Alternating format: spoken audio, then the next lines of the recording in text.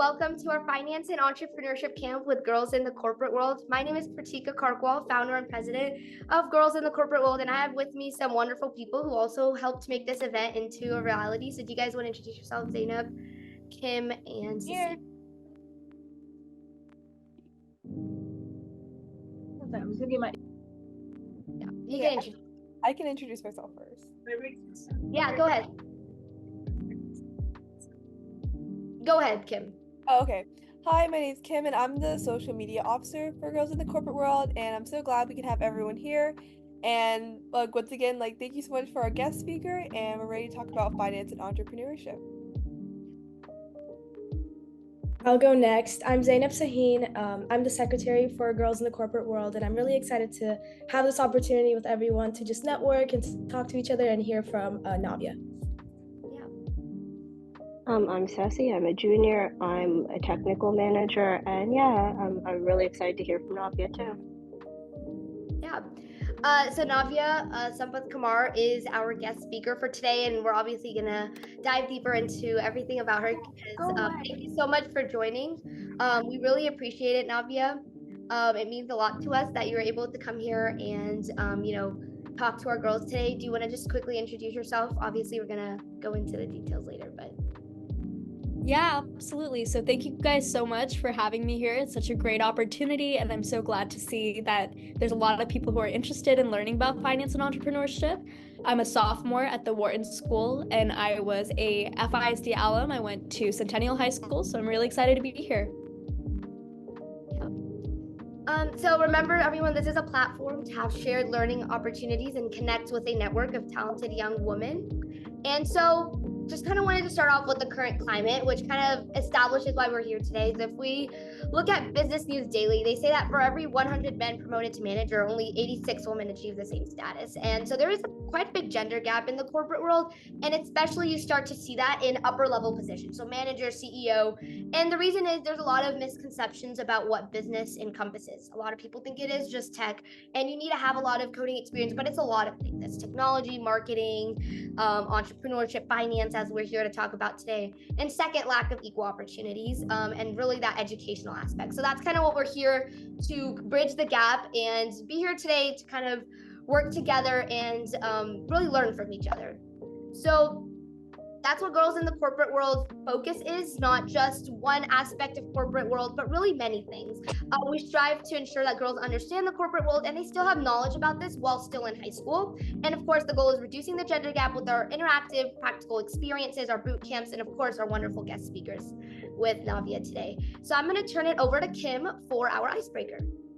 So I feel like all of us can relate to this or have someone to look up to. So who is your favorite business person you look up to and why? This could be a CIO founder or someone that maybe have a business or someone you know in real life. Feel free to drop your answers in the chat or you can unmute your mic. Yeah. So you guys can put your answers in chat. Okay, hold on. I'm seeing some right now. Okay. If you guys, you can unmute, or if you guys want to answer, Navya, you want to answer, or Kim, Zainab, see everyone, you guys can share your input as well. I think I'll go first. So someone I look up to is Michelle Obama. She went to a really great school and she has done so much work with the education she's gotten, and she's definitely contributed to our society, especially even though she was first lady, she was able to be interactive with the schools. And that's just someone I look up to because even though she was a woman during that time, she really made a huge impact on others, and especially youth like us. And then I also see in the chat, so Anna said Lori Beer, Chief Information Officer at JP Morgan. Of course, JP Morgan is a very innovative Fortune 500, and they've really grown over the years, obviously because of their great leadership. So I totally agree. I think being a CIO at such a large organization takes a lot of work and dedication. Yeah. Does anyone else have anything they want to share? Navya? Yeah, absolutely. I would say Kathy Wood. She's the CEO of ARK Invest, and she's a really great investor and woman in the space. So I think that I definitely look up to her. Yeah, I totally agree. I know. I mean, you said she's an investor, right? Yeah. So that kind of correlates well with finance. Yeah, I totally agree. I think we need the people to handle the finances. And then Deepika Motiala, Life Tinted Beauty Brand, and Pasna Kamineni Conadella. So Cheetah, do they do like makeup and stuff? Oh, I see. Yeah, I think like the makeup industry is obviously like really big in today's times. I totally agree. I think that they are very inspirational. It takes, and I know there's a lot of like employees in that sector as well. And so it takes a lot to lead like such large initiatives.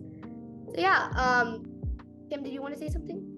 Yeah, and like you just, feel free to unmute your mics, like, Oh. you know what I mean? Like it's way more we want to have like that conversation. Yeah, of course. I totally agree. If you guys want to unmute or if you want to share in the chat, whatever you're comfortable with, then feel free to like share your voice. That's what we're here to amplify today. Okay. I think my favorite business person would be Bridget Mendler. Because she has had like so many jobs. She was an actress, a songwriter. She went to MIT and has a PhD. So like and she's a lawyer, so from Harvard. So the career jumps are just insane. Wow. Yeah, that's cool. Thanks for sharing, Samina. I think like that shows that if you're like in business, you don't have to just have like one passion. You can be involved in so many other things, like in law, I think. And that's why like the big thing about the business world, it's not just like one aspect. There's so many things you can do. You can do law, you can do so many things. Karen Lynch, CEO of CVS Health. Yes, yeah, that's even like another form of business, right? Like leading a healthcare and medical industry. Yeah, I totally agree. So moving on, and guys, if you want to like go back and you're like, oh, I want to share, then please feel free to do so. And now I'm gonna turn it over to Zainab. Yeah, so I just want to talk about our agenda for today, just to really prime you for the rest of the meeting and get you ready for what we're going to be talking about. So we'll just have our introduction to this meeting and the camp overall, and then we'll introduce Navya. We'll learn more about her background, how she got started into business, how she ended up where she is, and then we'll just let her take the meeting over and just talk about her experiences and what she's done so far. And at the very end, we can have a Q&A where everyone can unmute, share their questions, but throughout, if you have any other questions, leave them in the chat and we'll be monitoring the chat as well. But if you have any that you specifically want to ask Navya, then leave it for the end and we can all talk about it. Yeah, and one more note, if you guys want to speak up, then you can use the like hand raising feature, so that way like we can get to everyone. And also when you raise your hand, like you move to the top of our Zoom screen so we're able to see, and that way it's like easy to make sure that we're answering everyone's questions and everything. Okay. Yeah, so to introduce y'all to this camp, it's really a great opportunity that we have Navya here. She has a lot of experience and she really knows the business and entrepreneurial side of the world where we don't really get much exposure to that, especially with other women. So this is an opportunity for all of you to just really listen and learn and get exposure to a field that maybe you don't know much about. And feel free to, if you have any questions, ask them in the chat or raise your hand, because like I said, this is a privilege and opportunity for all of us. So make sure to use it to the best of your ability and yeah, listen in. I'll hand it off. So Ceci will do like first an overview introduction, and then of course letting Navya herself speak about her experiences. So Ceci, you can take over. Great. I'll give him a minute.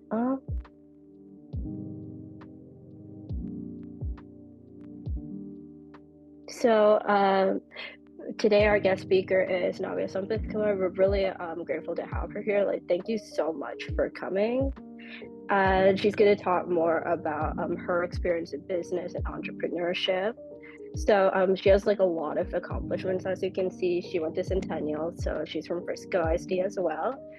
She was a debate team president, and she was a national champion for BPA. Now she's at UPenn studying finance and legal studies, which is really cool. She also has her own nonprofit that made rape kits in India and China operation. I think I've seen y'all before actually, so that's really cool. And she has her own green technology company named Jolt Trick DBA. So we have someone who's really accomplished with us, and she's gonna now talk a little bit about her experience, and then you can ask her questions pretty much about like her experience or like anything else, I guess.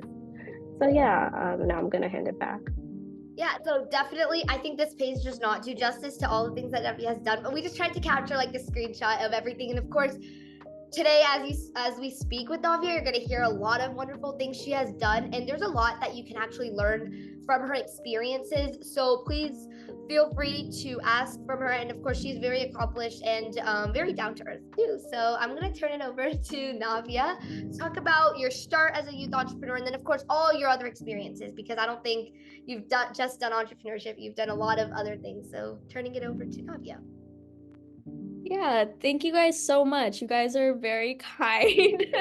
I'm really excited to be here, and I guess a brief overview of what I'd like to talk about is definitely an overview of my journey. I started out as a Frisco ISD student. I was at Centennial High School. In ninth grade, I actually started my entrepreneurship journey. And after that, I shifted into more of a nonprofit side, which is where operation came into play. And then I pursued my studies at the University of Pennsylvania. And here's where I really pivoted my career interests. I realized that there's a lot more to the area of entrepreneurship, finance. There's so many careers out there, and I really wish I had that exposure early on and learned what those careers are. And that's really changed how I view the future and my plans and advice that I absolutely give to anyone else. So we can move to the next slide. Of course. Yeah, so this is a little bit more detail about how that journey began, because I think a big question that most people tend to ask me is, how did you get into entrepreneurship? Where did you find the resources to start all of the things that you did? And if you have an idea, I'm sure a lot of you guys might have great ideas, but how do you get to the implementation phase? So I actually searched online, and in our local area, there's so many opportunities for young entrepreneurs to take their ideas and actually start that implementation phase.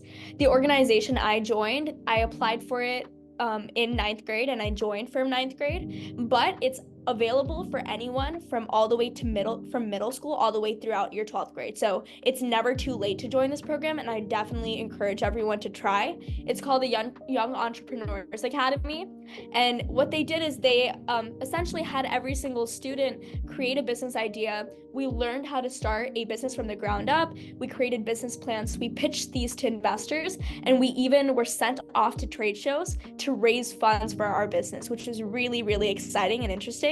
I met kids who were literally in the 6th grade starting a business. I met students who were almost graduating 11th, 12th grade, and all of us were able to kind of dynamic. It was a really great dynamic because there was so much diversity with our experiences. So I would definitely say that everyone should kind of look into not just this program, but any program that helps you get the resources to kickstart your ideas.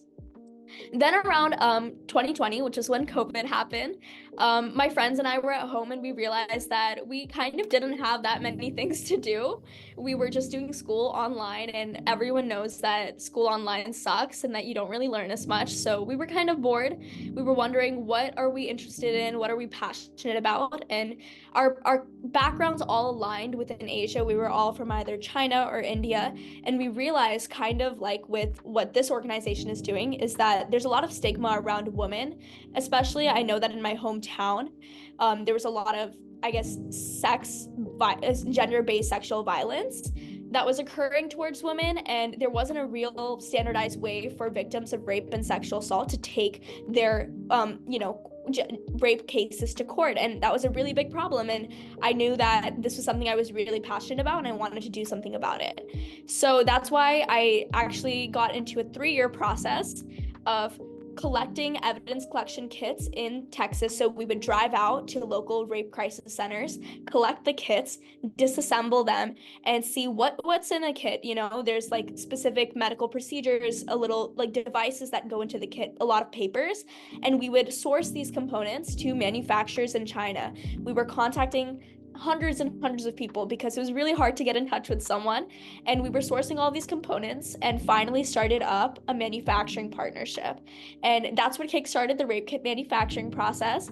Now we send out monthly shipments of kits, and we have people in 4 different countries who are working for us in a management team with 3 whole departments. We have like a media and marketing side, there's a finance side, and there's also an operations side which works internationally, and that's been really an exciting experience.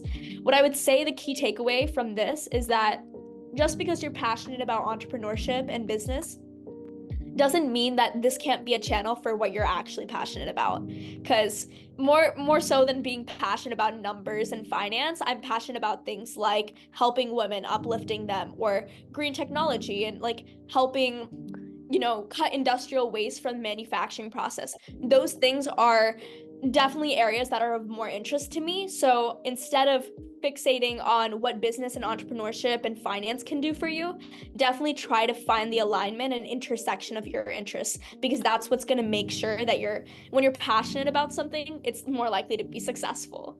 And then I went on to pursue my education at the Wharton School today. That's actually where I'm sitting right now in the building.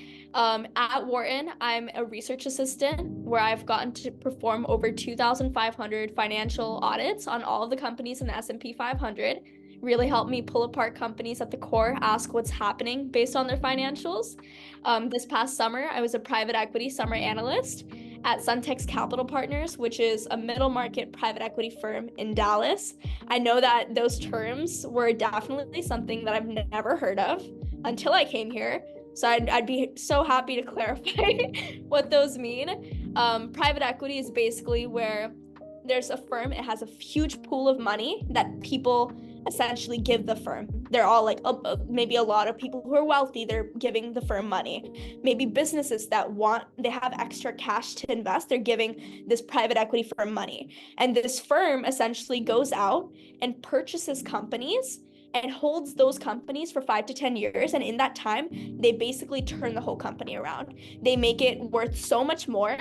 And so the business that might have been worth 10 million at the start is now worth 100 million. So that's 90 million growth. So now from that 90 million growth, not only does the firm take a cut of the profits, maybe 20 to 25%, then every single person and company that invested in the fund is now able to also make a lot of money. So that's like something I'm really excited about, a new interesting area of finance. So that's what private equity is, but I'd happy to clarify further things later on. And this coming summer, I'll actually be an investment banking intern at JP Morgan. So investment banking is another career space that I'll probably be talking about.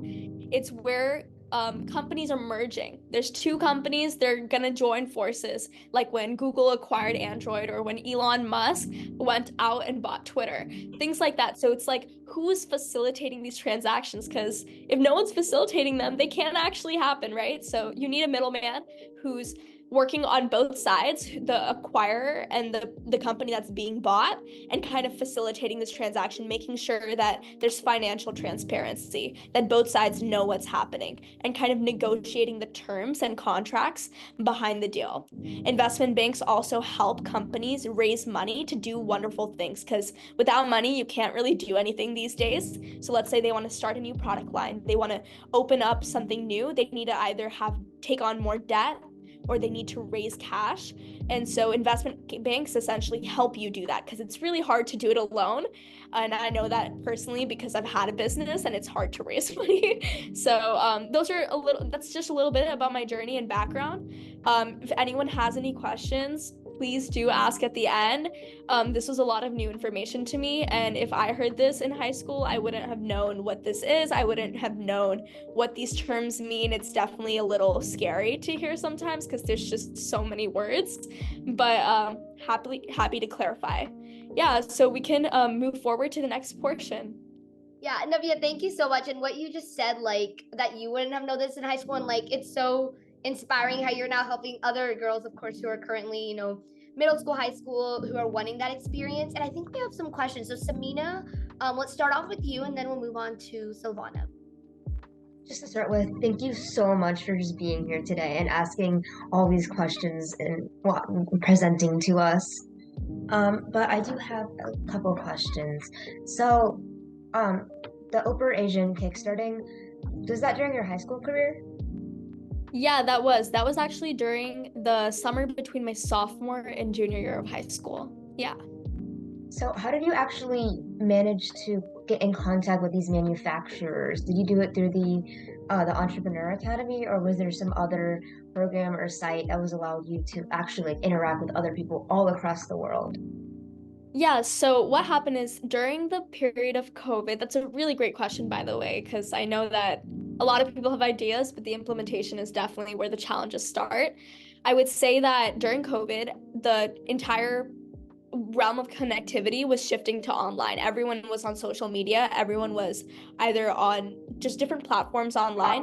We took advantage of that, and we put out a lot of materials. We were constantly every day making posts, sharing it, and we put out a link online asking for students to join our organization and potentially to start chapters within their own schools across the United States and abroad. And the thing is, during COVID especially, because there were limited opportunities for students to engage on campus, like starting something like this wonderful organization, like, the girls in the corporate world, like that, it was really hard for people to do that during COVID. So we gave people an opportunity. We're like, you can start your own club, just a chapter of this organization. What this did for us is that it grew our organization, got the name out, but it also gave other people to take on leadership roles and gave them an opportunity. We got around 300 club chapter interests. So we had so many people who wanted to start chapters across 15 states. It was definitely a process, but it didn't happen overnight. So I would say, if you want to start something,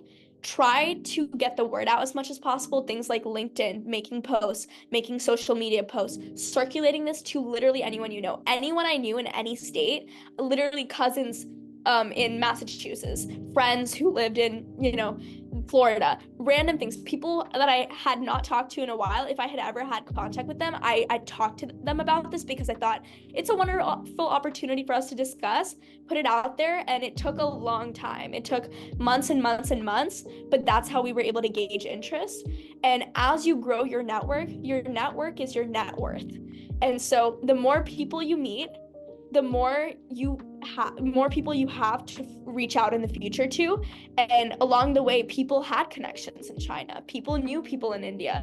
People knew doctors in India. That was such a great opportunity for us. People knew people in governmental positions in China. So I would say no one starts out with these connections. I didn't know any of these people beforehand, but it takes a lot of persistence and effort. So reach out to as many people you can. Okay, thank you so much. Yeah.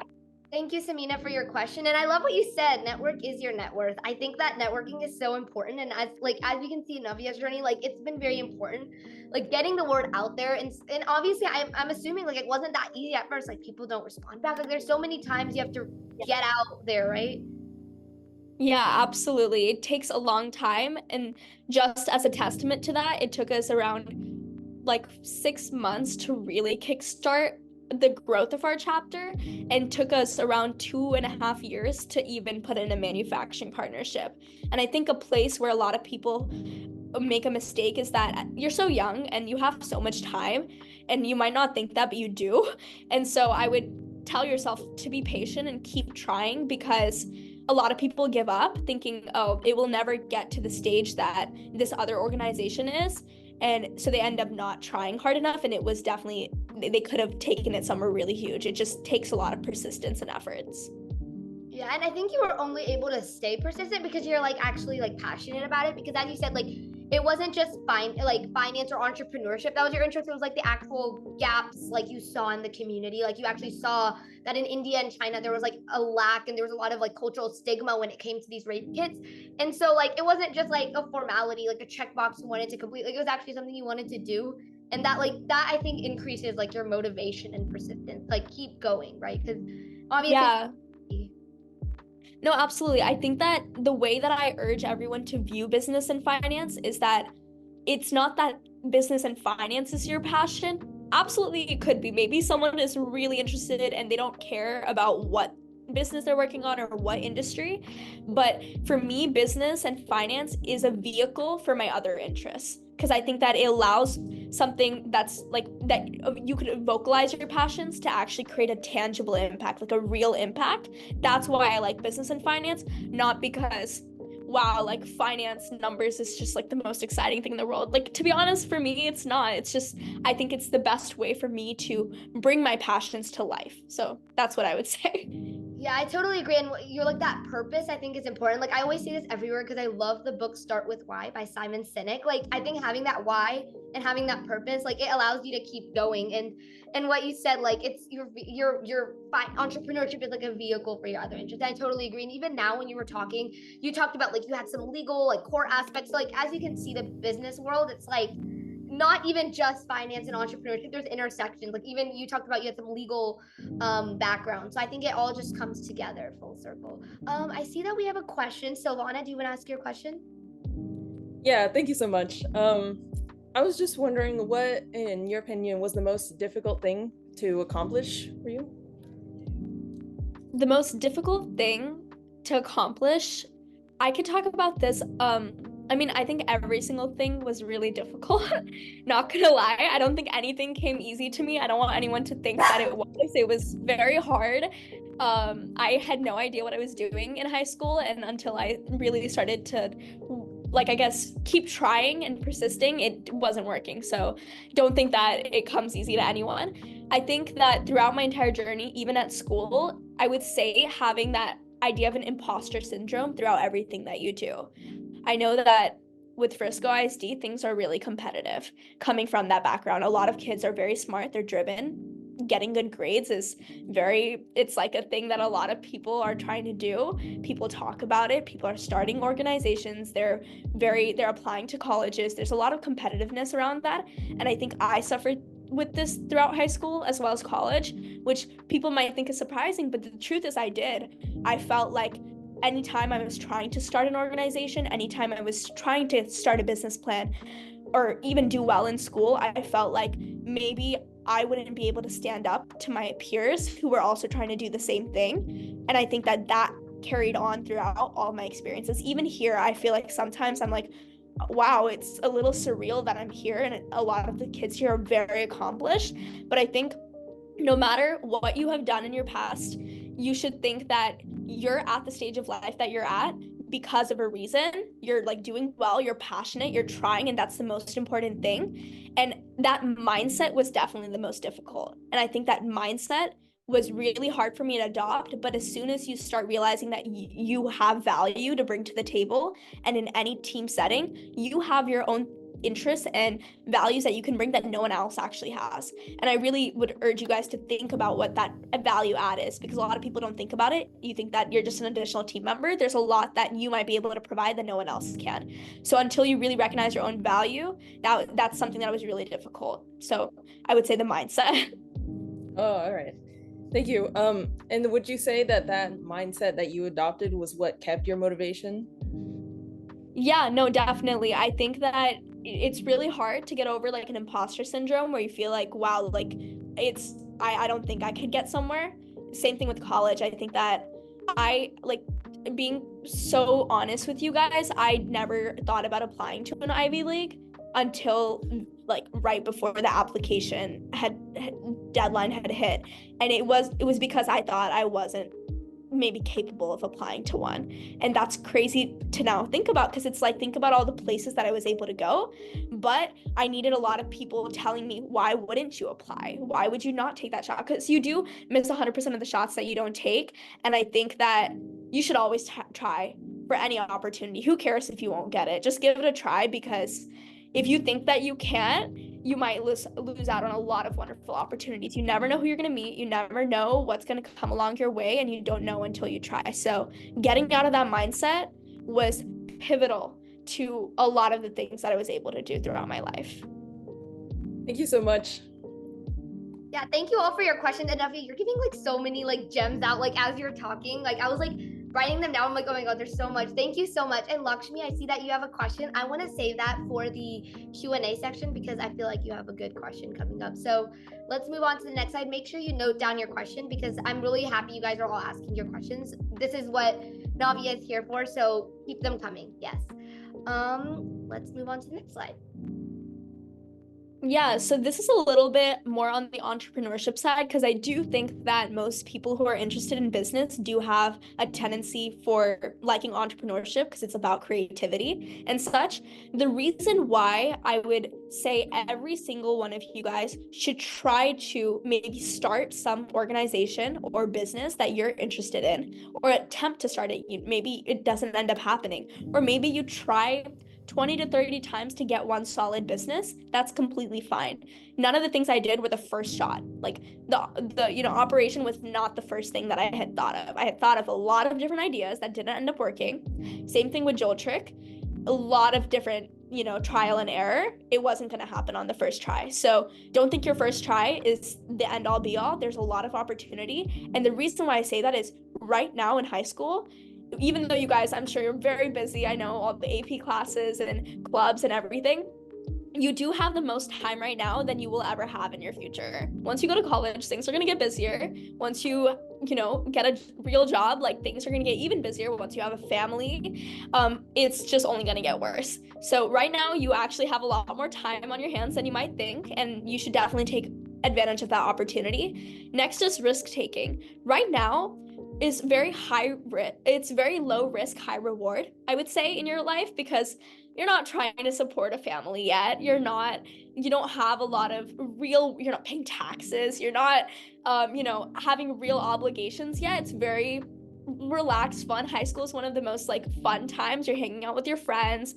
going to the park, playing sports, going to classes, talking to people. I think that there's very low risk in the outcomes of what you try to start, but there's a lot of high reward, because this could eventually like take you to so many different opportunities. You could acquire a lot of funds, the business could grow, this could be your end job, right? So I think there's a lot of high reward.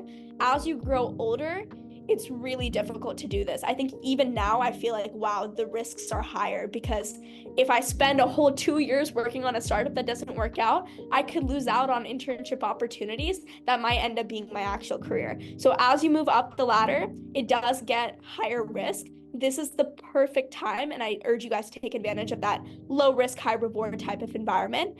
And next is learning opportunity.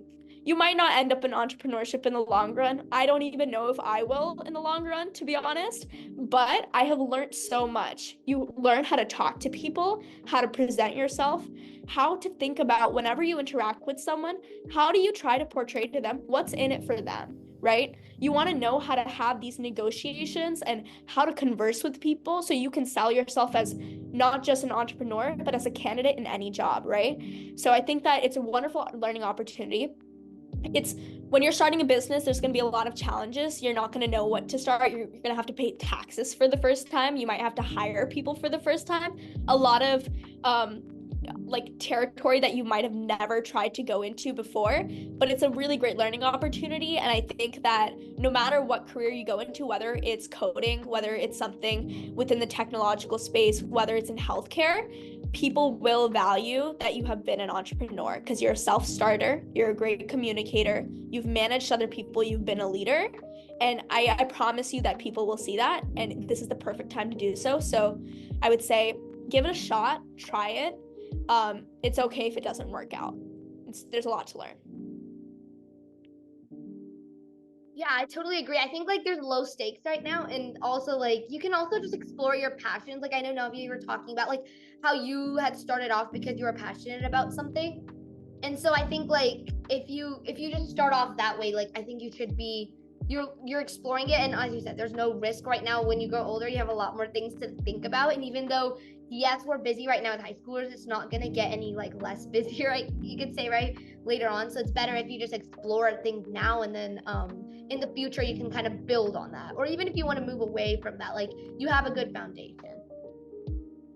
Yes, definitely. And something to add on to that point that was really great that you brought it up was that I think another reason why now is the best time is because there's a trend in the world about supporting young entrepreneurs. People love seeing youth who are passionate, right? Because they want to uplift people who are very young but passionate. So I think if you try to start the same business in reality at a young age versus at an older age, people are more inclined to help you when you're younger, because they really want to see you grow and be a mentor to you. So I think that taking advantage of that now is definitely the way to go if you guys can. Yeah, great. Okay, next slide. So this is a little bit of, I just want to like maybe interact with you guys and kind of start some discussion, because I think it's so important. I really wish someone had this conversation with me early on, because I thought I had a very narrow mindset when I was in high school and entering college. But when you guys think of the word business, what kind of careers come to mind? And just feel free to unmute or raise your hand, maybe add it in the chat, but would love to hear what's the first couple of things that come to mind. Maybe like a law firm, since they usually deal with those kinds of things. Yeah, no, definitely. Yeah, that's a great answer. Yeah, like me said in the chat, money. That's true. Business, people associate that with money. I see a hand being raised. Oh yeah, I typically like associate businesses with like technology since like the world after like globalization, we've just entered like a tech era, and you have like Elon Musk, Apple, Microsoft, like all those companies. And then I also kind of think of like little small the everyday products in our lives, especially like grocery stores. All these products are being marketed towards us like constantly 24/7. Yeah, that's a great answer as well. You guys are giving really diverse answers, and I really appreciate that. You guys definitely have a broader understanding of business than I do, or like I did when I was in high school. But anybody else who wants to maybe pitch in? Or Navia, what came to your mind when you first were in high school? Like what? Yeah, so I think when I was in high school, I knew that, I definitely agree on the money aspect. I was like, businesses create money. And I thought that kind of along the lines of what was already said, it's either you start your own firm, whether it be a law firm or a technology business. That's a potential career, to be an entrepreneur and start something like that. And the other end was to work for someone who had already done that. So that was kind of what I was thinking. I was like, I can start my own business, or someone can have a business and I can just work in a department within that business. That was just kind of my narrow approach to business. I thought that's kind of what it was. And sure, there's so many different types of businesses. There's legal businesses. And then there's technology businesses that were brought up, and there's so many healthcare businesses, consumer products, restaurants. There's so many, but I was really like, there's types of businesses, you can work for one or start one. Clothing business, yeah. So this is the type of understanding that I definitely had. I was really surprised to find out that it's not just about starting businesses and working in a business. There's actually a lot more within finance and entrepreneurship and business in general. And I think that if I had the chance to go back a couple of years and learn about these early on, I could have explored those interests further, because I think they're honestly really exciting and interesting. And you guys might find that interesting as well, or at least it'll be so that you understand what they are, even if you're not interested, so you have a broader understanding of what the industry is. So yeah, we can definitely move into the next slide. Yeah, so here are some other careers to explore. There's so much variety within business. Here are some suggestions. It's not limited to this, absolutely not. But how many of you guys would say that you know all the terms on this page? Because to be honest, I didn't really know. I still don't fully know. Does anyone do any of the terms kind of stand out to anyone? It's okay if not, but maybe some of the words do. Like, I know that some of them might. Does anyone want to maybe pitch into the conversation? I see venture capital, just because I'm not really sure what that is, but it looks like a important thing.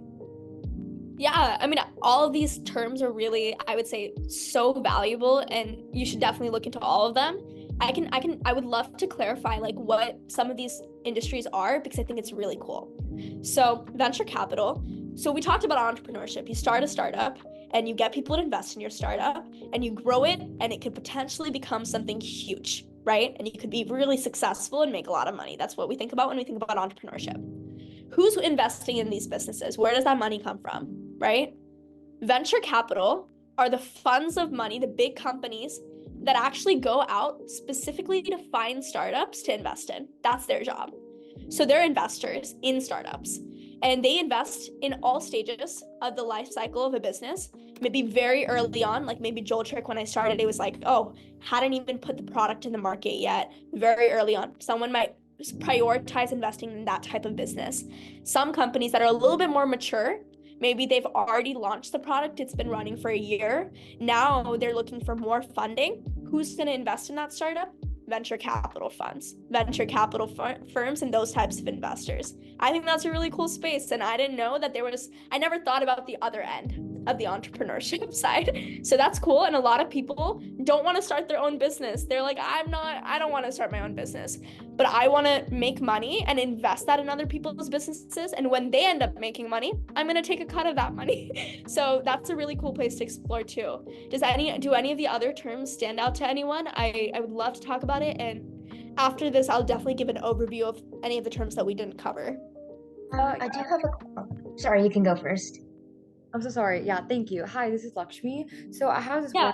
one in head. It's ESG, environmental social governance. May I know some details about that?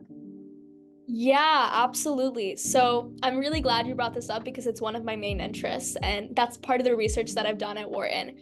Anytime when you think of corporate America, people think about greed. People think about companies that make money are not doing good things for the world. They're hurting people in some way, and that's what people think about. That's why people have this negative perception towards capitalism. People think Wall Street is bad. There's a lot of negative perceptions around this, and I would say that environmental, social, and governance is making investments while considering the environment, considering social growth, considering political accountability and transparency in the political side, right? And making sure that there's diversity in the organization that you're investing in. So it's basically you're considering good for the world when you're investing. And people have this misconception that if you if you put your money on a company that is saying they're going to do a lot of great things, they're saying that they're going to reduce carbon emissions, reduce their carbon footprint, they're going to help, create sanitation systems for X amount of people, all these things, that they're not going to be as profitable as Amazon. They might not be as profitable as these huge major Fortune 500 companies, but that's actually false. And it's been proven through a lot of research studies that investing in companies that prioritize environmental, social, and governance factors can even be more profitable than the major companies that come to mind when we think about money and profit. So I think that ESG is a new space. There's a lot of, controversy around it. Some people don't believe in it. I do. I think that it's hard though, because a lot of companies will misrepresent and say that they're doing a lot of great things when they're actually not. So that's why I've been doing audits to see if they're being truthful. So that's where the research assistant part comes in. But that's a really great space. The subsets of that are impact investing. So it's, considering those, instead of just considering the revenue, profit, the cash flows, and the balance sheets, income statements of a company when investing in them, you think about, what are they doing for the world? That's what you think about when you invest in them. So that's what ESG is. Thank you so much for that information. It's really helpful. Yeah, absolutely. And no, that's amazing. Anyone else have any other questions or anything? I'll provide a brief overview over all of these later. I do. So for the term hedge fund, I've actually heard of it. I've seen it. I've seen it here and there. It's just a word that's thrown out just everywhere. But what's the actual definition of a hedge fund? Yeah, definitely. So do any of you guys know about the stock market, and did your parents invest in the stock market? Maybe some of your friends. You're basically you have some money, you buy a little stake in someone else's company, like one share of Amazon.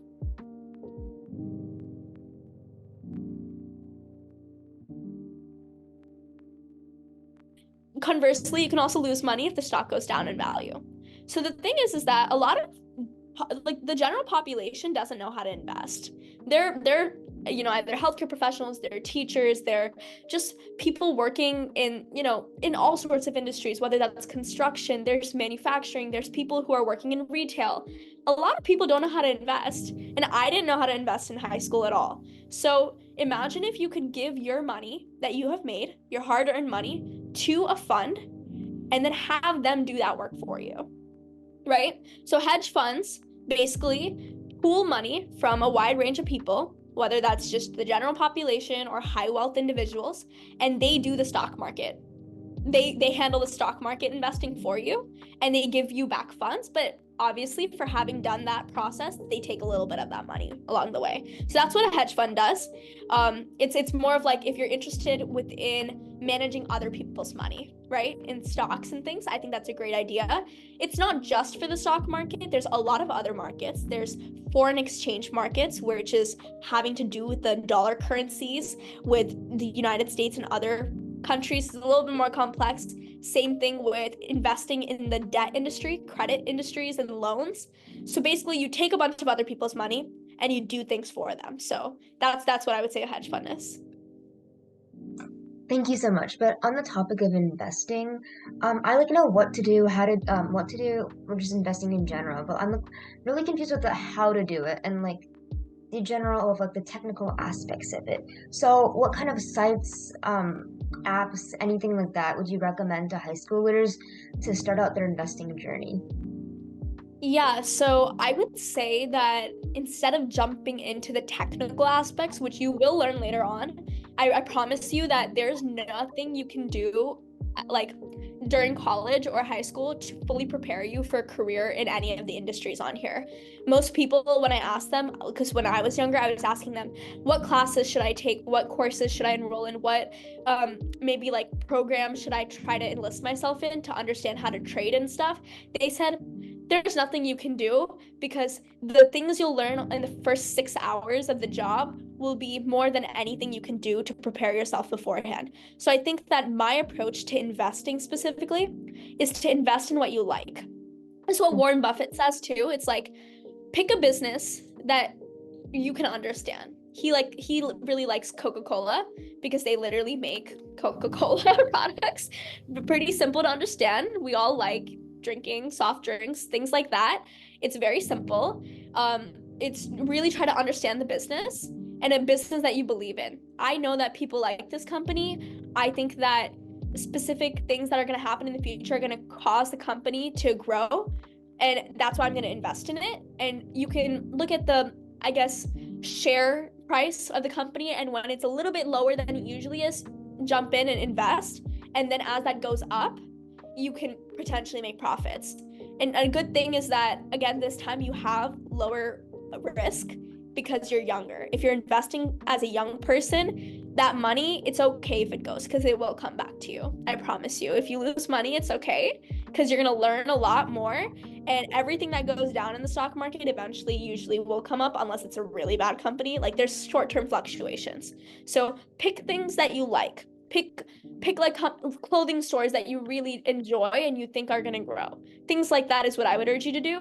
Worry less about the technical aspects. I know that you might have friends, especially male friends, who might be interested in investing, who are very like, oh, the stock, it went here, it's a bull market, bear market, this, that. They're like talking really technically about the terms. I was never like that in high school, and I don't think you need to be like that. I think it's much more valuable for you to break down what you like, enjoy, look at the industry, where is it headed, what are the tailwinds for growth, invest based off of what you believe in, not some numerical stuff that you don't understand. Definitely back it up with numerical things. Maybe ask your parents if it's a good idea, ask someone who knows, but start with what you know. So that's what my advice would be. Okay, thank you so much. Yeah, great. I love how you're emphasizing like people to really follow like what they're interested in, passion, and not just like, doing it as the formality or just to get money. Because I feel like that true fulfillment really comes when you're doing it from within. And it also keeps you like interested in it. And then when you were talking about venture capitalism, can we just think of it as like Shark Tank? Like, yeah, definitely. That's definitely such a wonderful way to think about it. I guess they're just companies that are literally created for the sole purpose of investing in startups. And like later stage startups, early stage startups, there's different rounds of funding, and people just want to put in their money because if they get in on the good startup, they make money as well. So that's definitely the way to think about it. Great. Yeah, so if there's no questions, I'll give a brief overview about some of the terms on here. I know that it can be a little daunting to think about, just really brief. In terms of finance, there's so many subsects. It's not just subsections, not just the ones on here. One, corporate finance. It's basically managing the financial activities and decisions of a corporation, whether that be Amazon, Tesla, Victoria's Secret, whatever it is. Every company has finances. You're just helping run the financial department of that company. Investment banking, I know we talked about this earlier. It's like two companies are going to join forces. Who's going to facilitate this transaction? Investment banks. Same thing with company needs money to do wonderful things. I want to start some new initiative. I don't have the money to do that. How am I going to raise that money? Investment banks can help you raise that money.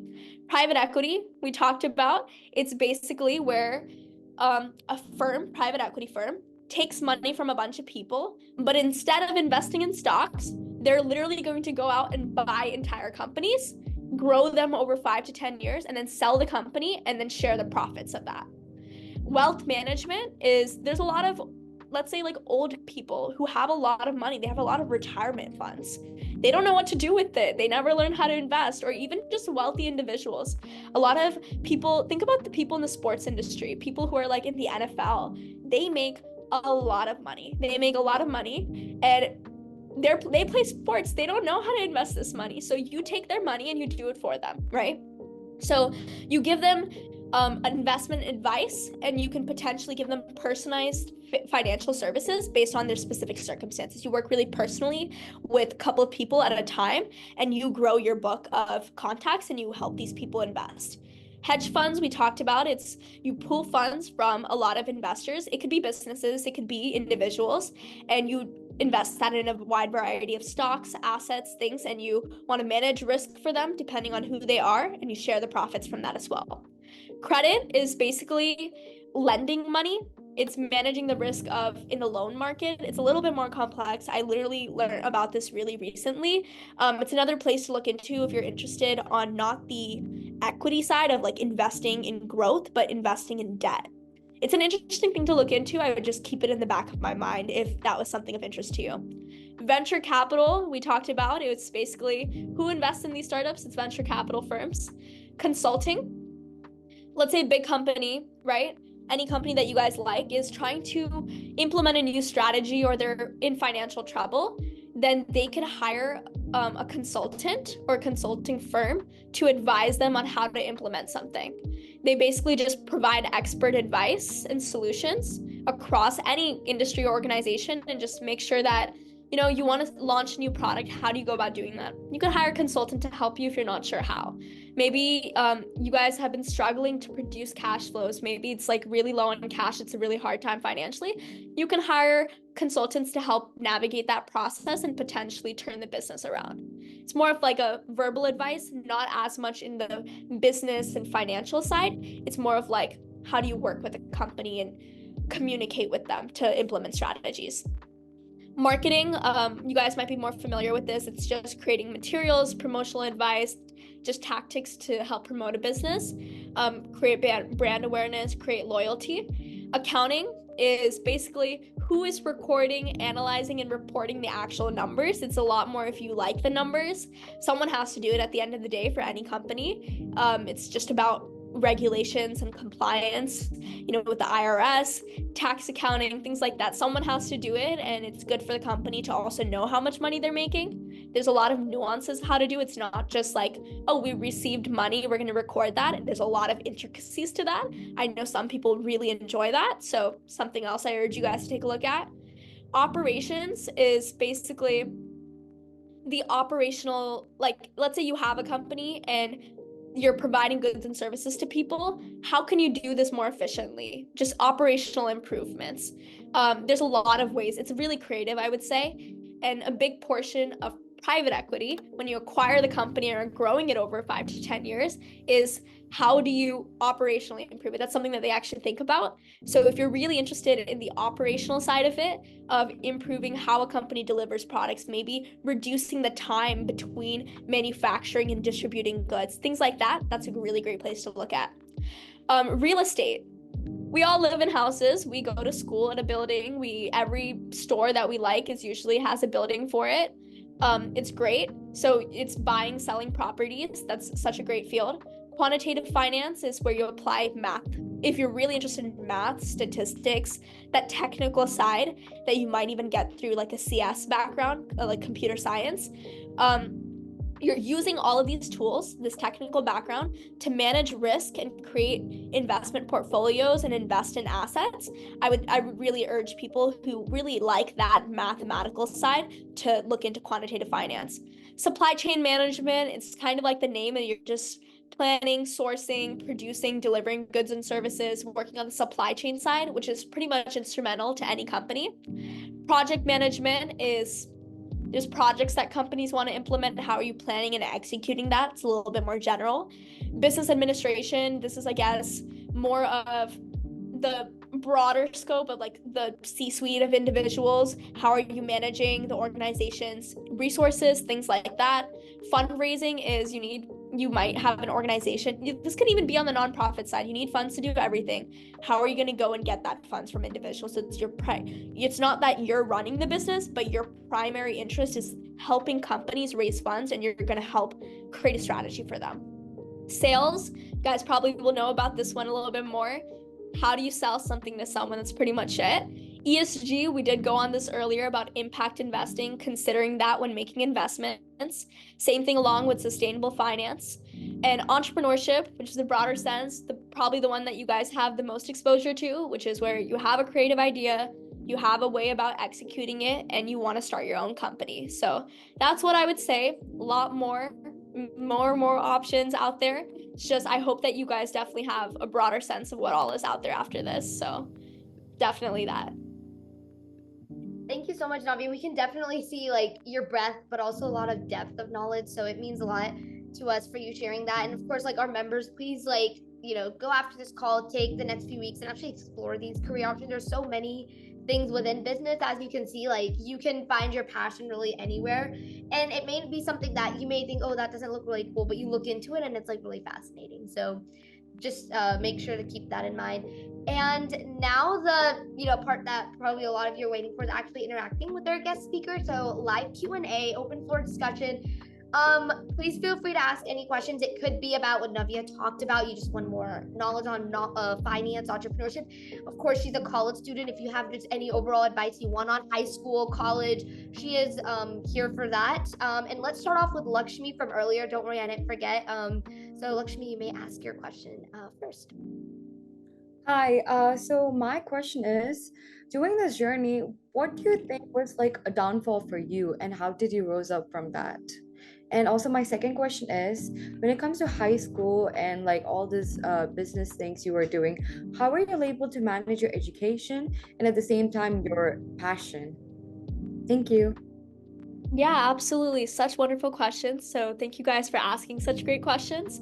One thing, I'll talk about a different downfall because I did talk about challenges earlier, but I think that the interest that I had, especially within the finance space and investments, it became quite difficult because especially if in like the prior slide when we were talking about how there's investment banking, private equity, things like that, if you guys go and search up online some of these firms, even within the Dallas space, you will find little to no women in the senior management positions of those companies. You might find them for marketing.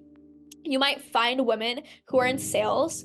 And that doesn't mean you guys shouldn't go into those areas. There's such wonderful areas as well. But specifically within the areas that I was interested in, there were very little women. And that, I think, made it really difficult because I feel like people think that men are better investors than women, and that women should be more people-oriented, and that their nature is to be a little bit more soft-spoken. They really want to work on the communication aspect, maybe on the entrepreneurial side, if anything, but never on the investment side. So when I knew that I wanted to do investment banking, private equity, buying companies, turning them around, getting people to believe that you have the value and skill set was definitely a difficult experience. I think a lot of my male peers were able to kind of jump that bridge a little earlier on and knew a lot more and were able to network early on because people were willing to network with them. But I think, again, on that aspect is being persistent and keep trying, because it's not impossible. I was able to break into the space, and so can every single one of you guys. Please try. Don't let that deter you. And another thing is that I think I used it as motivation. I think that as women, especially in industries where it's not as representative of like both, like, all genders, it made me feel like, that makes me want to do this even more. The fact that there's not women in like the managing positions of private equity, investment banking firms, hedge funds, that made me feel like, I actually really want to prove people wrong. Like, I want to not only do this for myself, but also when I do potentially get to that state of life, I want to help other women get to that position, because I think we do have it harder with getting there in terms of resources and just the perception around it.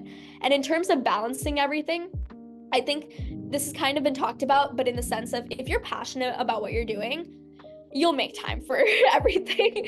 If I didn't like what I did, I wouldn't have been able to balance it. But I think the fact that I was like, wow, like I really want to manufacture these rape kits for other people. I really do want to communicate with people and potentially complete these financial audits. I want to work with management teams and stuff that I was passionate about. You guys might be passionate about different things, but if you really enjoy what you do, you will be able to manage the time. But at the same time, enjoy your life. You won't get this time back from high school. I have some regrets as well. I think that being very like work oriented and driven gets you only so far in life, and it only gets harder. So definitely enjoy your experience. I think people over dramatize how much they need to be successful in high school or like get into a good college, and in the end everyone will be okay. So that's what I would say. I have a and oh no, you can ask. It's okay. I was gonna ask about, like, a lot of us are juniors and many people want to apply to Ivy Leagues. Many feel scared to apply to Ivy Leagues because obviously in FIC there's so many competitive applicants.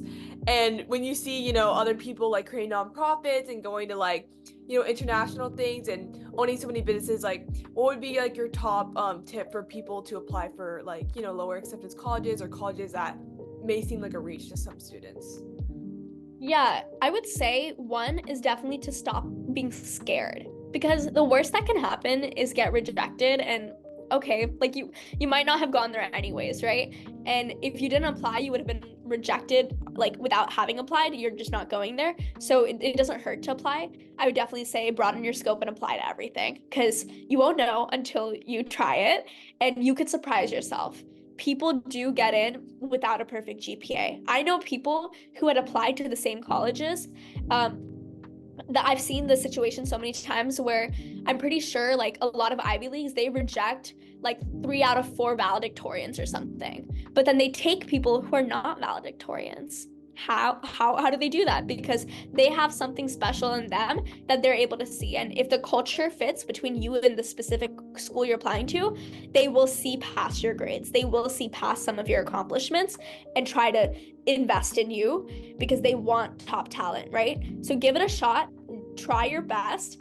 Definitely try is definitely what I would say. I think that's the first step, and you might surprise yourself. And this isn't to say if you don't get into an Ivy League, it's not the end of the world. Like, it's really not. Like, I really think that, especially having gone to an Ivy League, I can be honest with you guys. I love it here. So many great opportunities and resources. But I think that if I'm just as passionate as I am today at a different school, state school, I had considered so many in-state options.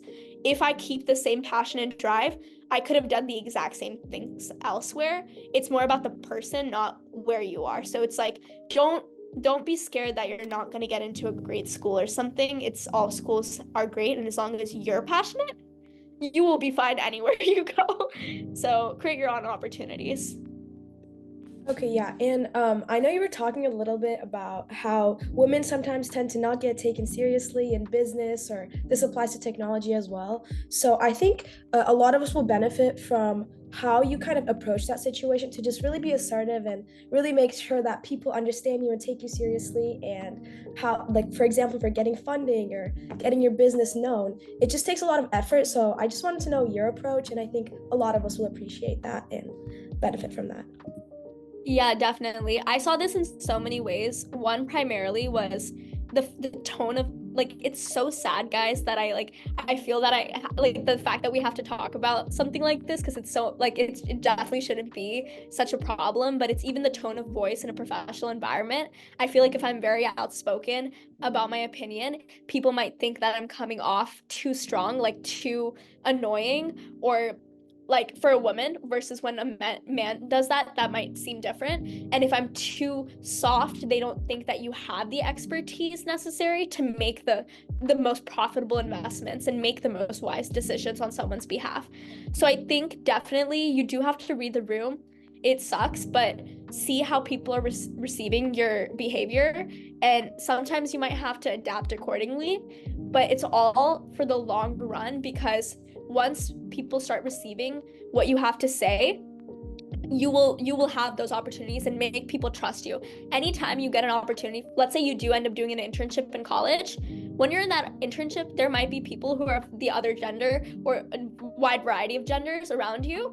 But I think that if you perform the best and if you work the hardest, people will see that. And regardless of, then at a certain point, your gender does not matter anymore. There's biases initially, right? But once you break that initial barrier, do everything you can to prove your worth. And if you believe in yourself, then other people will start to slowly believe in you. But if you're scared and shy and think that you're so scared that other people aren't going to believe in what you think or what you have to say or the advice that you have on the table, no one's going to believe in you, because they can see, they can like tell when you aren't confident in yourself. So definitely be confident. Reach out to other women. Like I tell you guys, like after this call, I'll like leave my email in the chat. If you guys have anything you want to talk to me about, definitely reach out. Maybe you want to start a startup, and if you want to run it by someone who has done it before, you want to get connected with someone, if you want me to put you in touch with someone, definitely reach out. And I think you guys should take advantage of that opportunity, because those are opportunities to help you in a space where it's really hard for sometimes women to like make that jump. So take advantage of that and be confident. Yeah, thank you so much, Nabi. And like, I think that's the whole reason we're here, right? Really reduce that gender gap. And as you said, like sometimes you have to fake it till you make it, right? Like if you're maybe nervous, but you just gotta be confident. And like if you're talented, like no one can take that away from you, no matter what gender you are. And so I think like just having that confidence and trust in yourself, then people will start trusting you eventually, regardless of whatever gender you may be. Yeah, and I would say, guys, like apart from like the academic and professional side, like implement your personality in your professional environment. Like I know that I'm working on teams where every single person is a like male and I'm the only woman. And even when I was a president on the debate team, I was the president of an all-male executive board. I think every single vice president, treasurer, every single person was like a male. And even our entire debate team, I think there were like 20 women and there were like 100 and something like boys. Like it was crazy. But the thing is that you implement your personality. It's like, I know that I like to dress a certain way, I carry myself a certain way, and I'm going to continue to do that because I don't have to become more manly. I'm surrounded by a bunch of men, right? So it's like, definitely do the things that you want to do, dress the way you want. I would say that keep your personality, keep that like spark. I think that it's wonderful that we're all here today and like have these passions, and to definitely take advantage of that. Yeah, I'm definitely here around for a little longer. Like you guys can absolutely ask more questions. Yeah, I think I see some in the chat. I think they got lost up here. I'm gonna just copy and paste it here so you can just address them real quick. There we go. Yeah, absolutely. So how many AP classes did you take during high school? Guys, I think I mean, to be honest, one thing I want to preface, I don't think it matters. Like, not a single AP credit that I did in high school converted to a credit in college. Like, I don't think it matters, like, in any way. I mean, sure, try to maximize your GPA and I guess try to take AP courses because that's the way to do that, to get a greater GPA. But I don't think AP classes matter at all. I don't think IB classes matter. I don't think AP classes matter. I took always less AP classes than most people around me because I was so passionate about debate, and debate's an on-level course. So when others might have had 8 classes that were all APs, no on-levels by senior year, I did have debate because I was like, I really want to do this. So I would say, like, it doesn't matter is definitely what I would say. And not a single course I took in high school has provided me with credit here. And to be honest, a lot of those AP classes, even if you get a 5, it might not be as advantageous unless you go to a school that accepts that credit. So depends on where you're aiming. I wouldn't think too much about it. I didn't get a 5 on every AP exam, and I don't think it's necessary to do so. So don't worry about it, is what I would say. And then internship tips to get into companies as a teenager. Definitely the same thing. Cold email a bunch of people. You can find people's contact information online. There's LinkedIn. You can get like a free trial for LinkedIn Premium for like 1 to 2 months or something. LinkedIn messaged so many people. I think even with me speaking on this event, I was reached out to through LinkedIn. So it just tells you how much of a reach you can have. Just like contact as many people as you can. When I had to get my first internship in college, I think I contacted around 120 firms to get an internship.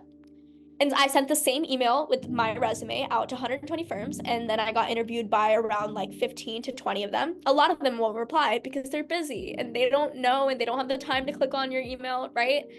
You need to broaden your scope. That's the same thing with getting fundraising for whatever startup you have, reaching out to manufacturers, getting an internship, same thing. Reach out to as many people as you can. And then it's were there any other questions? I'm not sure if there were in the chat. I know there's We were just saying that it's wonderful, all your things you're saying, because like, of course, LinkedIn is great. And then as you said, yes, I think, and Zainab said this in the chat too, like passion over like GPA. And I agree with that, because I think sometimes we get, as you said, like imposter syndrome. You see everyone around you doing so many things, and it's easy to kind of lose sight of your passions and your interests.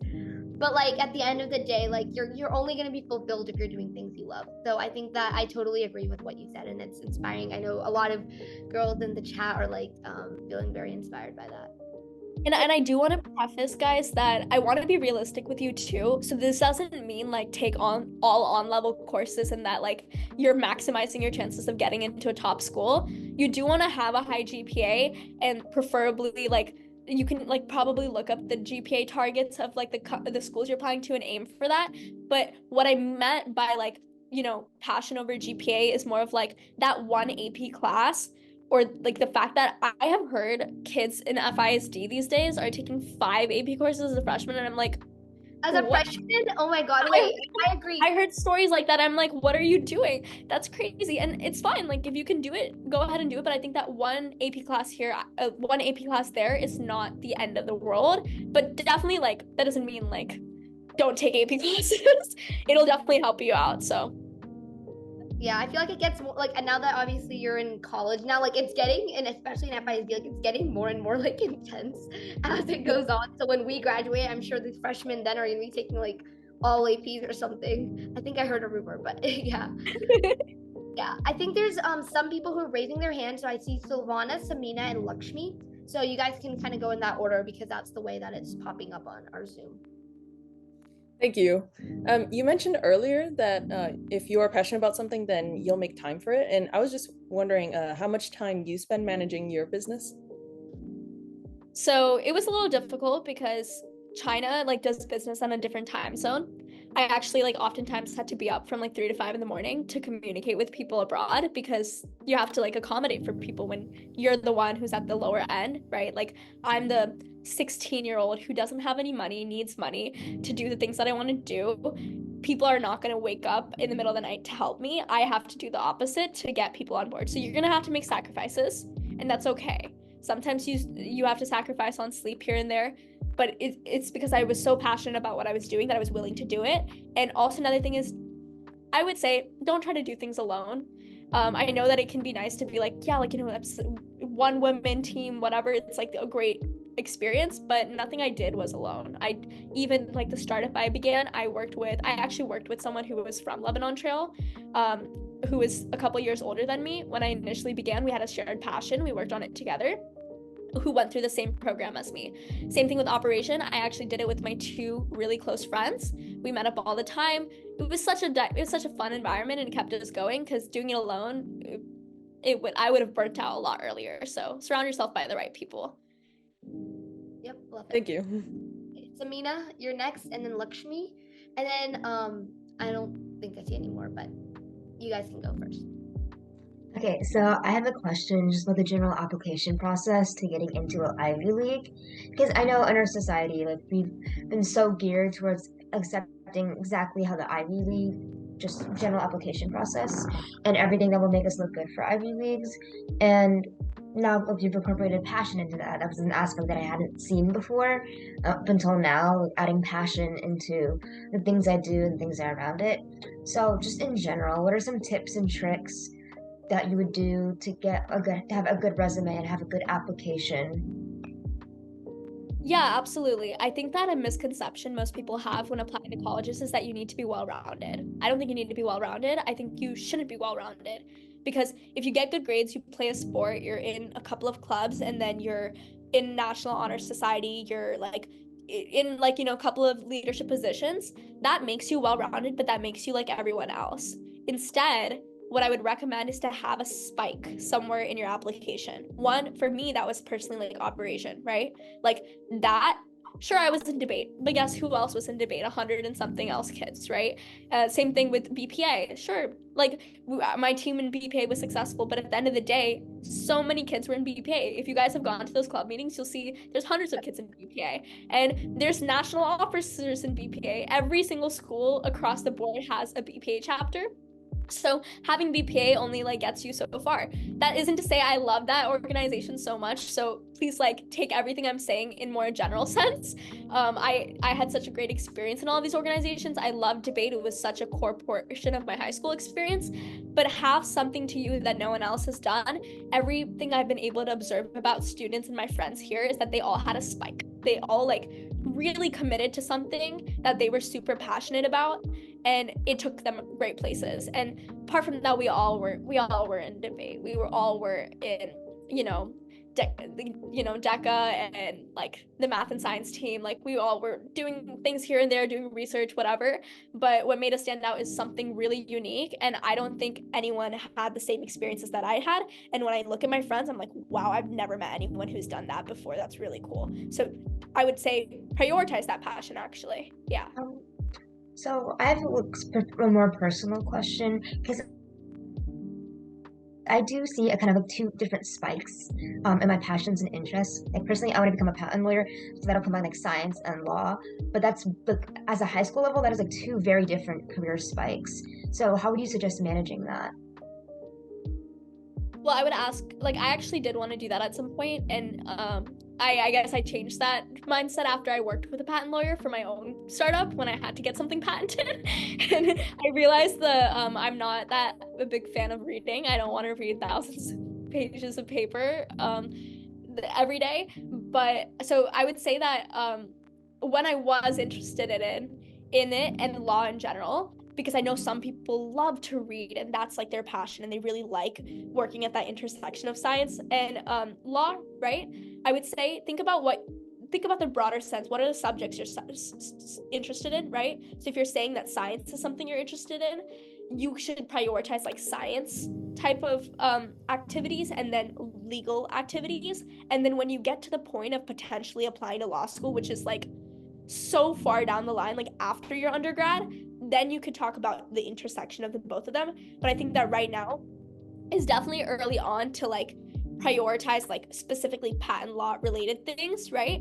But I think so I really look at the broader sense. That's what I would suggest. Like look at a broad sense, science and law, and then really prioritize those two areas. But I would also urge you to maybe like go and shadow someone who does this, or at least talk to them once, because you might get a better understanding of what the industry is like, and maybe you will realize that, oh, this is absolutely what I want to do, or you might think this is different than what I thought, you know?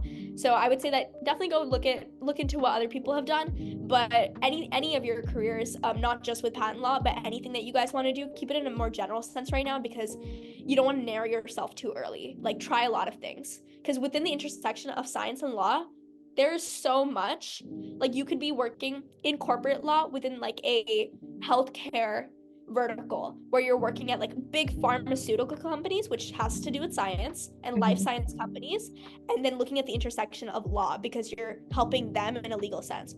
Or you're selling real estate for big companies that produce life-saving drugs, right? That's like working in the sense of like the legal transaction space with real estate, and you're working with science. So it's like you can see this intersection in so many ways. I wouldn't narrow this early on. Okay, thank you so much. Yeah. Great. So let's ask. Okay, Lakshmi, you have your question, so you can. Yeah, hi. So I have three quick questions. One is, does really SAT score matter? I would say I think we know that like having a higher SAT score is pretty good, but at the same time, I think a marginal difference in your score between someone else is not the end of the world. But depending on the college you're applying to, might be it's definitely in your favor if you have a higher SAT score. But I have seen people get in without such a high SAT score, or they went test optional. It's just if you have a good SAT score, it can only help you. So if you have the opportunity to study hard and have the time to, would highly recommend it. Yeah, okay. And my second question is, so basically I'm taking entrepreneurship class in sophomore year right now currently, and I have a business idea too. And it's about sustainable clothing where we create clothing with sustainable fabric. And you told me, right, like you told all of us that you have manufactured rape kits for people in China and India. So I was just wondering, how did the manufacturing, how did you contact with the manufacturers and all this stuff?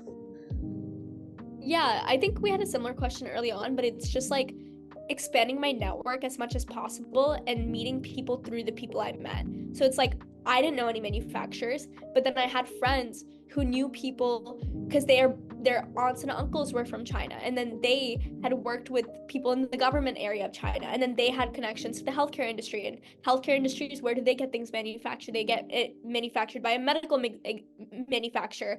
So maybe I can contact them. So it's like it takes a lot of time, but you have to broaden your scope. Every single person you meet is valuable to you, even with each other, right? Like right now, I might not know anything about any of like a lot of y'all's background, but at the end of the day, you might have a valuable connection or a valuable perspective that I didn't have initially. And until you meet someone and establish that connection, you won't know to reach out to them. So I would say make as many friends as you can. Be someone, share your passions to people so that if they think, oh wait, I actually know someone who is interested in the industry too, or I know a doctor actually, then you could be like, yeah, that's actually amazing. Can you like maybe put us in touch? I'd love to talk to them. And then like that could help you in some way. So definitely expand your network. It's really valuable. And then that will soon somehow get you to the manufacturers. Like that was not it wasn't a direct connection. I had to go through a lot of people, and that's why it took 2.5 years.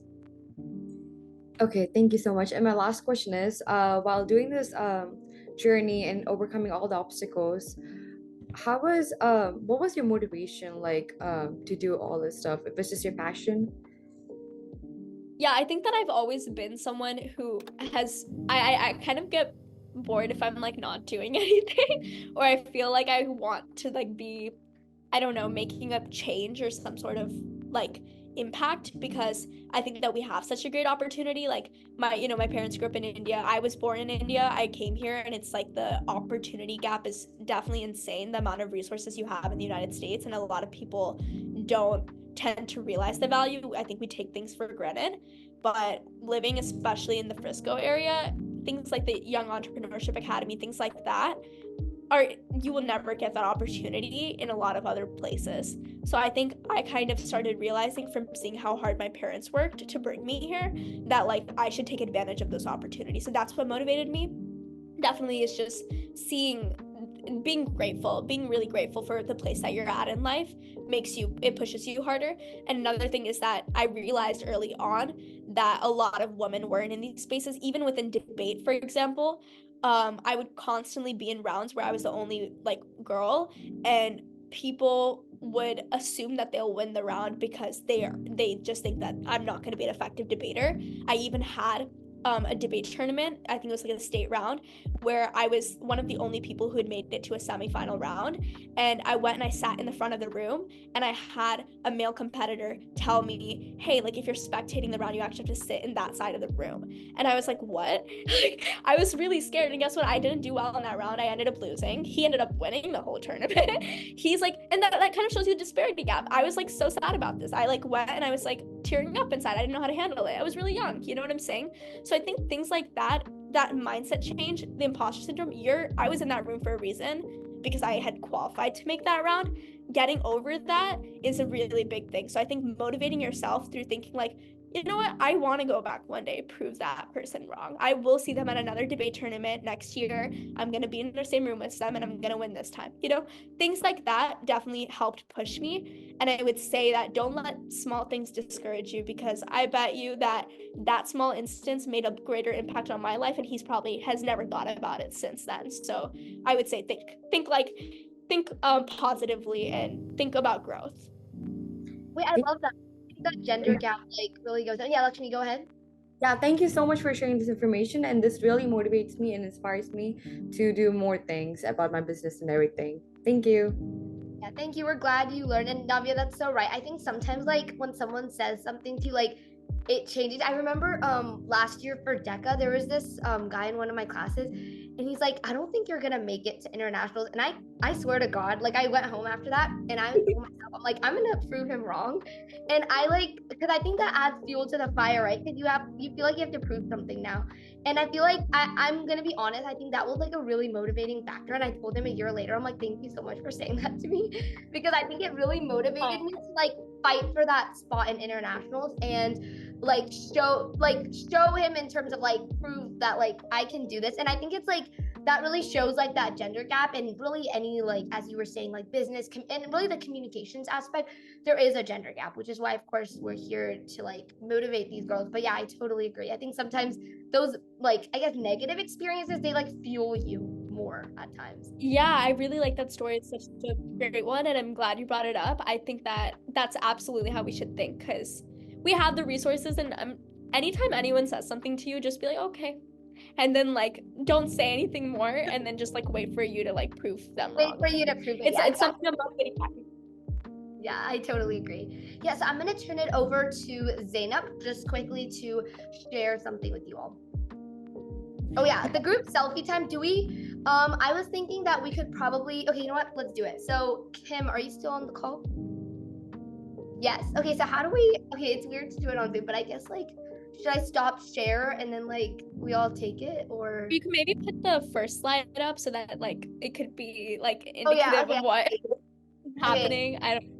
Yeah, so Kim, what you should do is just take a couple of screenshots so that way like you get all the people in, so you can scroll down. So everyone smile. If you want, turn your cameras on so that way the selfie is not just like a bunch of Zoom boxes, but whatever you are comfortable Wait, with. Pratik, can you unpin, because right now I only see Nevia and you right now. Okay, yeah, of course. Let me quickly remove Will spotlight. it let you go to gallery mode? Maybe that'll have everyone in it. That way we won't be able to see like the slide. So Okay, it's okay. let me remove. Is it removed now? I removed all of us. Okay, now like I see everyone. Okay, great. Okay, sorry. Let me go back. Okay, everyone smile. If you want, please turn your cameras on. All right, so I'm taking in 3, 2, 1.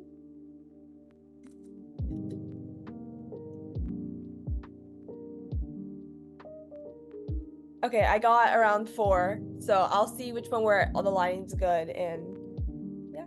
Great. Okay, now let's Zainab, quickly you can talk about the form. Yeah, so I think a lot of us face these experiences, and I love that we're bringing everyone together and talking about these things to make everyone feel more comfortable and create this community. So I wanted to leave our LinkedIn link in the chat for girls in the corporate world, just to have everyone add to their LinkedIn if they want to reach out.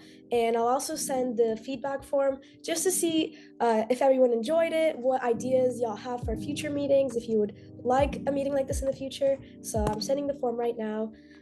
If you want to add us on LinkedIn, go ahead, and if you fill out the form, we'll really appreciate it, and we'll look at all your responses. Yeah, of course. Thank you so much, Zainab. So of course our mission is really to reduce that gender gap. I'm sure that's a theme you saw throughout today's presentation. Of course, that statistic in the beginning through Navia's experiences, there is that gender gap, and really through these shared opportunities, interactive learning, we want to tell that business is many things. You can take so many routes, and that's where kind of the name Girls in the Corporate World, right? Not just one aspect, but there's so many things.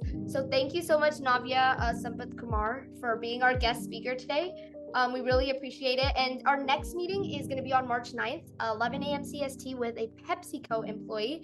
And we really appreciate you coming in. Of course, here's our remind and stuff. I will share these slides. So if you guys want, you can use the links that are on the chat, but as well as the ones that are up here on the slides. So yes, be an advocate, share a word of our remind, our LinkedIn, everything. Of course, we are girls in the corporate world, and we want to be proud of that. Thank you so much. And thank you so much, Navia, for being here. It means a lot to us. I know you're obviously very busy schedule, but you took time to meet with us and inspire all these girls here. So it means a lot to us. Yeah, thank you guys so much for having me. I had so much fun, and you guys asked such wonderful questions. Please feel free to stay in touch. I don't want anyone to like be a stranger in the future. Like, definitely, like, I really appreciate you guys for coming on here and listening to everything I had to say. So I would definitely be willing to help you guys in the future if you do reach out. So just wanted to put that out there because I know it can be like a little nerve-wracking to reach out to people at times. Yeah, thank you so much, Navia. And of course, everyone can log off now. Navia, if you don't mind, just stay back for like 2-3 minutes. I just wanted to talk about something, but everyone else, you may log out. Thank you for being here, and we'll see you in our next meeting.